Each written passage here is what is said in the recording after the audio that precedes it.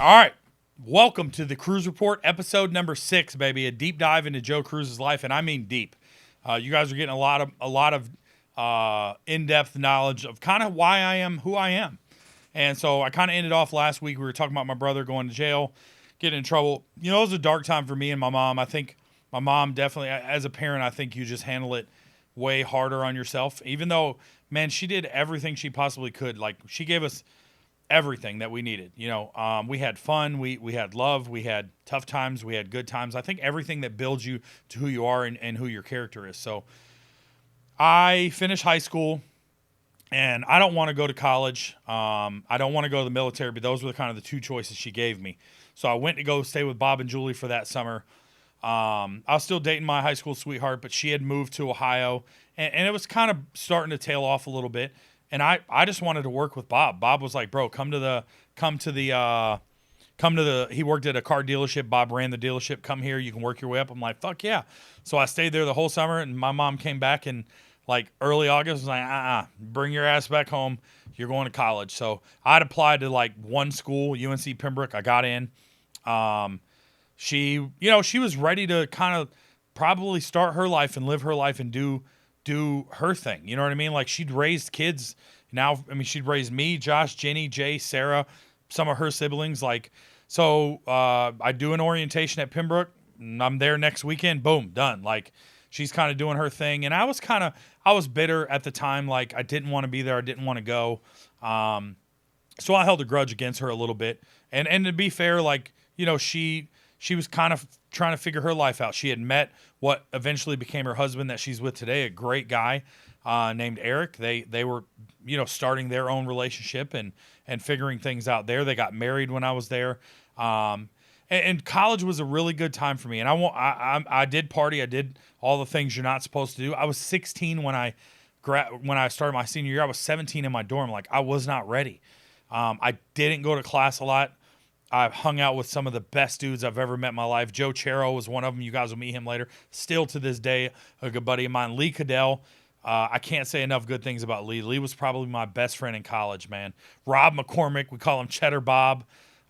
Great dude. Sean Jimenez, one of my roommates. Like, I really had a good time, man. But ultimately, I just kept failing. I failed, got on academic probation, failed out, got back in, through the good graces, just failed out again. I just wasn't there. I wasn't there to go to school. I wasn't. I was finding myself. I was figuring myself out. I was working 40 hours a week at Outback. A family down the road named the Singers had helped me. They took me in. I stayed some weekends with them when I'd come back home because me and my mom, weren't always on the same page at that point. And a lot of that was my fault, just being young and not understanding how to navigate the feelings that you have, So got a car from them. God bless them. They were so good to me, paid that thing off. I was able to go to Outback and work. Eventually, what started as a summer job, going back home, working at Walmart. I broke up with my high school sweetheart. Like, she was a great gal that, just wasn't what I knew I needed. You know what I mean? So I went to Walmart. What started as, I'm just going to work the summer. I got moved into different areas. They're cross training me everywhere. All of a sudden, I'm starting to figure out, like, I don't know why they have this much faith in me, but they're giving me. They're putting me in charge of gun sales in the sporting goods department. I'm unloading trucks. Like, I was doing a lot of things and kind of moving my way up. So I decided, you know what? I don't want to go in debt anymore. A gentleman named Alex Sutton, who I was dating his niece. Great guy again. Him and Monica have been nothing but gold to me. Love them both. Shout out. They got me a job at the distribution center. So I went from making like, I don't know, 10, 12 bucks an hour to making like $17, $18 an hour. And I really excelled there. Like, it was physical labor, manual labor. I was good at it. I was great with people, and eventually I made my way and I got promoted. Or, I'm sorry, not at that location. I became on a short list of 4 people that were going to get promoted from associate to manager. And I had met Wendy. I was doing some training there. They kind of made a mock job for me where all I did was train new people. And this redhead walks in and, instant chemistry, man, legitimately instant chemistry. I remember I was dating somebody else, and I never, ever, I've still to this day, never cheated on anybody, never so much as held another hand, talked to another girl. And so it was very friendly. It was just work related. And she was walking around a corner. A Lyft driver was coming by, and a pallet literally tilted over, and I'm seeing it like in slow motion. I move her out of the way. The boxes hit me, kind of those cool moments. Like, you can't make that shit up. But I dated this other girl, which was Alex's niece, for, I don't know, maybe another year or so. Wendy kind of figuring her thing out. She was a teen mom. She had 2 kids. She was divorced from her husband. She'd moved from Wisconsin. She's just trying to find her way. And it took a couple years. I will say, she really tried hard to get my attention. And I was single for like a year. And Wendy hit me up one day and was like, hey, I'm going to be moving back to Wisconsin soon. Can we finally go on that date? And we do. We go on a date. I don't know if she's going to want me to share this story. Aaron, should I share it or no? I love this story. Okay, Aaron likes the story. Babe, please don't kill me. I take Aaron out on a date. I take Wendy on a date. No, she takes me on a date because I'm so broke the day before I went and saw her, and I let my buddies drink on my tab that I could only leave her a $5 tip on like $100 and something bill because I was fucking broke. So she calls me the next day and says, hey, I got a birthday party. I want you to be my +1. And I'm like, nah, I can't do it. I ain't got no money. She's like, come on, please. I've got money. I'm like, Wendy, I'm not doing that. Anyway, I do it. She hands me she's a waitress. She hands me a wad of like 1s and 5s. And so we go out, we have a good time. She gets drunk, I get drunk, and I shouldn't be driving home, but I am driving home. And I look over at her and she burps, and I'm like, huh, and she's sleeping. I'm like, okay, she's really had a good time here. That next burp, she fucking projectile vomits all over herself, all over her dress. I'm in the car driving down what would have been McPherson Church Road to get home, and her dress is waterproof. It's holding this vomit, and her phone is smoking in this thing. So I pick it up, I take it, put it out, bring her to my house. Gentlemen, didn't touch her, didn't do anything. Let her shower up, let her sleep in my bed. I'm out in the garage talking to my boys because me and my boy Avery had kind of a bachelor pad at that time. We had a pool table out back. So, I'm sitting there talking to my boys, kind of telling them about the night. Like, yo, man, I finally went out with Wendy. And here she comes down the stairs, buddy. She misses every stair down into my base or to my garage, fucking hits the floor. And I'm like, guys, that's Wendy. And it's kind of crazy, man. From that moment on, this was April 6th, 2008. From that moment on, it was me and her. We hung out some. She'd bring the kids over within 2 weeks. She was like, hey, I'm going to be going back to Wisconsin. I'm like, I don't want you to go back. And so I was like, move in with me. We'll figure it out, and we did. And it wasn't easy. I went from having no kids to having a just turned 3 and a 5-year-old turning 6. But it was the best thing ever for me. I didn't have that solid father figure in my home being there all the time. And so life had come full circle, and I got to do this for somebody else, and I got to do it the right way. So there was a shootout in my neighborhood. Some people got shot. This is like 3-4 months in. Wendy's like, I really want to go back to Wisconsin. I'm like, fuck it. I'll go with you. So we visited there in like May. We'd been dating for a month. I met her mom, met her dad. We went camping. We moved there in January. I transferred jobs. I no room for promotion there, so I went back to order filling, manual labor. Within 6 months, I interviewed. I got a job doing IT work for them. Probably within another year, I was on that short list again to get promoted and move up. And during this time, Wendy had gone back to nursing school, and it was tough. We didn't have a lot of money. We were doing everything we could. There were times we had $20 in our account. We're trying to raise 2 kids, let them have the name brand clothes and all that stuff. Only had one vehicle. There were times where Wendy was walking to school, and it wasn't that far, but probably a mile in, -20 snow, blizzards, whatever. So, when she graduated in 2012, we kind of had a talk, and she was like, this is my dream job. We've achieved it. We did it. Boom, boom, boom. It's your turn. You could do what you want to do. So I was like, okay. So I did a few different things. I had experience in supervisor and leadership and IT and all of those things. So what did I do?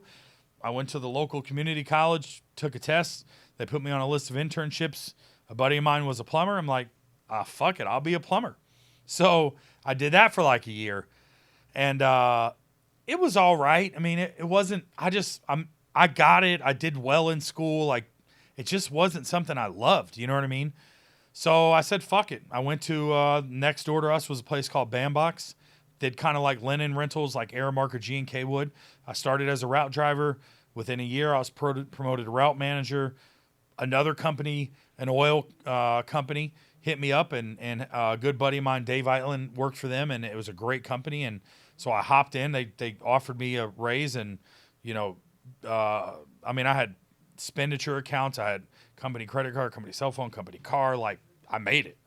And I did that for like a year. And again, like, just a bad situation, sucky leadership. Worked for a guy named Wes who was fucking awful. And after a year, maybe 18 months, I can't remember. I was on the road a lot. Abby was starting to get a boyfriend. She was in like 6th, 7th grade. And up to this point, she was like ballet, dance, gymnastics, the girly stuff. And she had a boyfriend at home one day. I was on the road in the hotel. I called. I was fucking irate that Wendy would let her have a boyfriend over the house hanging out. They were playing rock band, whatever. So I literally was like, I got to do something else. I go back to Bandbox. I start in sales. I move up. Within a year, I'm the sales manager. Within a year, I'm the route manager, sales manager. I'm helping with the warehouse. Like, I'm doing as much as I can. And the gentleman there he just sucked. His name was John Tessman, the absolute worst boss I've ever had in my whole life. He sucked with people. He didn't want anybody else to outshine him. He made sure he put his foot on you and always put that pressure on you, didn't give you the resources you needed. And it just got frustrating. So in between these parts, I'm starting to coach Abby's softball team, and I'm trying to learn how to hit so I can make her one of the better hitters ever. She wanted to learn to play softball in 7th grade. She went from in 7th grade being cut from her travel team to 9th grade, starting every single game as a freshman. And I couldn't have been more proud of her. Those were some of the greatest moments I've ever had in my life. And in that time, I'm back at Bandbox. I'm doing my thing, and I'm spending. We're not rich, but Wendy's a nurse now. I'm making good money. I'm buying cards and I'm buying expensive stuff. And Wendy's kind of like, "Hey, motherfucker, our debit card's not endless." So I was like, "How do I circumvent this?" Well, I reached out to a couple vendors that did sports memorabilia and cards and this stuff, and lo and behold, a guy named Derek Weatherly hits me back from Radke, and through some talking back and forth and stuff, he wants to test some boxes that he has from Radke mystery boxes and do helmets. And I'm like, you know what? I'm your guy. We talked about it on Aaron's podcast. I left, made my own room on Facebook. Aaron was my first admin with me, and it just took off. What started as like selling single helmets here and there and doing 10 spotters eventually became 50, boxes at my house, and now we're selling 50 in 2 days, and we're selling 100 in a week. And like, I bring in an ex-buddy of mine who's no longer my buddy anymore, Derek Bullard, and we do it for a while together. And, all the while I'm still coaching Abby. Like, now I'm on the staff. In freshman year, I'm helping out with the high school team. I'm helping coach the travel team. I'm coaching fall ball. Like, life was just plentiful. Dawson was swimming. He was doing well.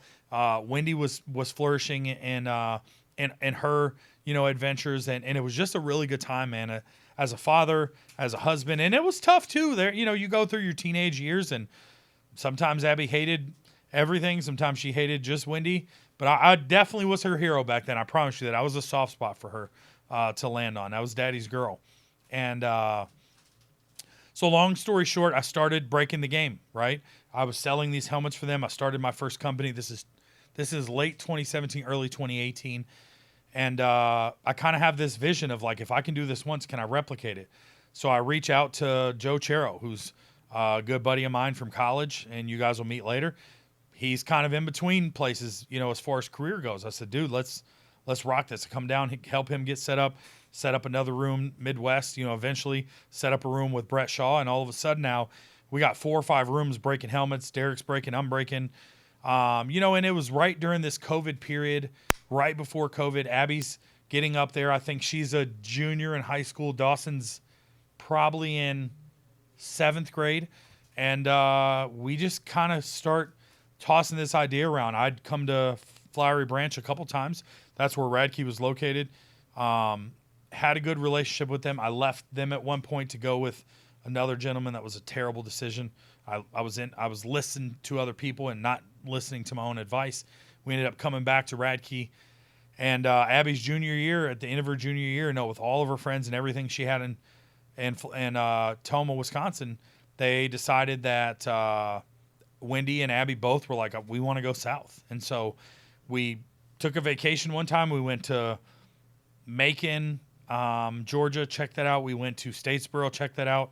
Both of them were like, nah. And the minute we came to Flowery Branch, Wendy's like, this is the place. So we ended up buying a house over the phone. Like we bid on a few, 3, 4 houses. Finally, we're tired of getting outbid. We saw one we really liked. We overbid on it. We got it, and literally bought it in June. Moved here in probably July, August. Kids, Abby starts her senior year playing softball here at one of the top 4 team in the state, and COVID hits, and COVID kind of rocked everything. She got to finish her senior year here, but in the spring is when everything shut down, which on our social side sucked. I mean, it sucked for Abby, sucked for Dawson, because Dawson had a harder time making friends than Abby did. He was a little more introverted, super fucking smart. But, now he's stuck at home and they're doing homeschooling. That's kind of how Abby's senior year ended. We had her graduation was a drive-through graduation. She got to get out of the car in front. We took some pictures, and then, you left. We couldn't congregate with anybody. But on the business side, we flourished. That's when, collectibles and everything went nuts. And in 2020, one of my passions was sports cards, and so we had the money to kind of go into this sports card realm, and it flourished. I mean, I learned a lot. I made a lot of mistakes, especially accounting mistakes, and learning things on how to do things correctly, and brought on a gentleman named Jordan, who Abby was dating at the time. He kind of went under me, and we just rocked. We did breaks from my basement. We built a little studio there. We had cameras set up. We had everything you needed. I had the break rooms going on the helmet side, and things were amazing. I mean, you couldn't move product fast enough. And then you kind of hit that screeching halt. After COVID, and when the money dried up and all the stipends that everybody was getting, kind of we fell into that. I wouldn't say depression as an economy, but definitely a lower end. And so we had to regroup a little bit. We had to downsize a little bit. We lost a few of the guys that we had breaking for us. It just wasn't as lucrative as it used to be. It was a little harder to do. So fast forward to like 2022, Topps and Fanatics and Panini kind of started going back and forth on stuff. We lost some of our Topps allocation. The only way to get it back was to start a store. And so we started a store in 23. First time we'd ever done it. Had no clue how to do it. Had no clue how to set up a POS system. None of that. But we did it. Jordan was there with me. Jordan ended up staying to the end of 23. He was ready to go back home. Aaron was working with me on the helmet side. I said, you know what, Aaron, you're kind of the guy. Like, I can't take Brett away. Brett runs the entire helmet company. You're I wouldn't say expendable, but you're somebody I can take out of this side and plug into this side. And it's been, great ever since. I mean, there's always going to be obstacles. There's always going to be things that happen, that are a little bit challenging. When you work together in that capacity, you almost spend more time with that person than you do with anybody else you're married to. Any other relationship you have, you communicate with them, you're at work with them every day. And I just wanted to give you guys kind of an insight on like why I am who I am, why I'm so loyal, because there were very few people in my life that were loyal to me that way, and I cherish that. Why I'm so, I would say, good to my wife, and not, I've never raised a hand to her. She ain't never been worried about anybody hitting her, cheating on her, none of that, is because, I watched my mom grow up. I grew up watching my mom go through some of those things, and now, she has a beautiful life. She's got a business with her husband. They're thriving. I've got 2 more siblings that they had. Erickson, I think, is 21 now, and Lena 19 or 20. Both of them doing well. Both of them in college, like living a totally different life than I got to experience. And I wouldn't change anything that ever happened. I lost my brother in 2023, February. and it kind of been that habitual. What started him in high school, it just he'd get out, he'd go back in, he'd get out, he'd go back in. And me and my mom gave him everything we possibly could, whether it was money or time or energy or advice. But I just think sometimes God has a path for people, and unfortunately, he just his path never got on that right track, and he's a good guy. Josh had a great heart, and it killed me, and it still kills me to this day, to know that he's not here. But I also try to live my life. I also try to live my life a little bit cleaner and a little bit more compassionate and a little bit more understanding for all of the people out there that are like him, that are struggling. I try to make every interaction a positive one. I try to show my kids how to work hard and how to treat people the right way. I try to. My wife is a very strong personality. She's so amazing. I wouldn't have this life if it wasn't for her. And no matter where life takes us, good, bad, or indifferent, I'll always be grateful and love her to death for everything that she's shown me, from helping me to be a father. I didn't ever get that experience in that some of the things that I left out, and I'll share this one. A lot of you guys know, maybe because you've been on my Facebook, but we went through IVF, and we got pregnant 3 times. One time with twins all the way to 10 weeks, and that would have been our first, our first and only children together of our blood. And it just wasn't in the cards. It just wasn't meant to be. It broke her heart. It broke my heart. It brought us down to some really dark places. But just like we've done everything else together, we got through it together. And I think that's, part of what God does to us, is challenges us in those ways to overcome it and know that you're stronger for it, and B, to build bonds through some of those times, both growing up the way that we grew up with my mom and the relationships we had, my uncle Steve and Bob and Julie and Claudette and Bill, and the singers and the Etheridges and all of the people that have played a major part in my life. Ginny and Jay and Sarah are like brothers and sisters to me. I'm not the most adept at giving them calls and making sure that I keep up with them like I should, but Roderick calls me all the time, lets me know he loves me. My mom reaches out, quite a bit. We have a really good relationship, the best we've ever had, because, again, I'm 41 now. I understand the things that I didn't understand when I was 17, 18, 14, 8. You know what I mean? And so a lot of respect there and admiration for everything that she went through to give us the life that we have. And that's why I am who I am. I don't know why God gifted me and blessed me so much, and maybe not my brother or some other people, but he's definitely blessed me. I have a store, I'm a kid from Fayetteville, North Carolina, that we had nothing, man. There was times where our lights were cut off, or our water didn't work, and we're boiling water, pouring it in a bathtub so we could take baths. Like, we always had food. We always had a roof over our head. We always had clothes. And we always knew what the fuck we were supposed to do when we weren't supposed to do. And I think as a parent, man, that's all you can do. I think my mom did the absolute best she could. I think I was blessed by God to have people like I said, Steve, Bob, the Wagners, the Fights, all of those people. Like, I couldn't be more grateful. I've got a good life. As you can see from the people you've met, I've got good people around me.